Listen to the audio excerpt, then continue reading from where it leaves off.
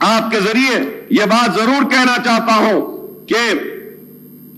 مجلس اتحاد المسلمین ہر سیشن میں یا ہر اسمبلی میں آواز کو بلند کرتی ہے اور اپنے حق کو حاصل کرتی ہے، اور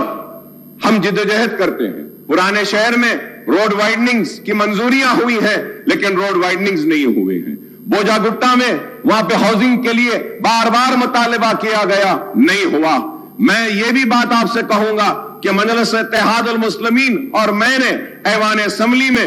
اس مسئلے کو بار بار اٹھایا، اور اس وقت کے چیف منسٹر کے سی آر صاحب نے منظوری دی تھی، لال دروازے کی مندر کے لیے 20 کروڑ روپے منظور کیے تھے، لیکن آج تک بھی لال دروازے کی اس مندر کے کام کے لیے آغاز نہیں ہوا۔ میٹنگیں تو بہت ہوئی لیکن کام نہیں ہوا، اور پرانے شہر کے پینسٹرائزیشن کے پروجیکٹ کے لیے ہاکرز کے لیے بریجز ڈالنے کا اعلان کیا گیا، وہ بھی کام ابھی پینڈنگ ہے۔ پارکنگ لاٹس کا ہے، میں نئی حکومت کے سربراہ اور چیف منسٹر صاحب سے، ریونت ریڈی صاحب سے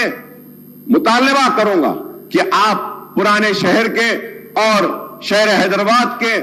سارے ہمارے ایم ایل ایز کی ایک میٹنگ بلائیے، ہم سارے مسائل کو آپ کے سامنے رکھیں گے، اور ان مسائل کو آپ ایک کے بعد ایک ان کو حل کرتے ہوئے آپ آگے بڑھیں تو ہم آپ کے ممنون و مشکور رہیں۔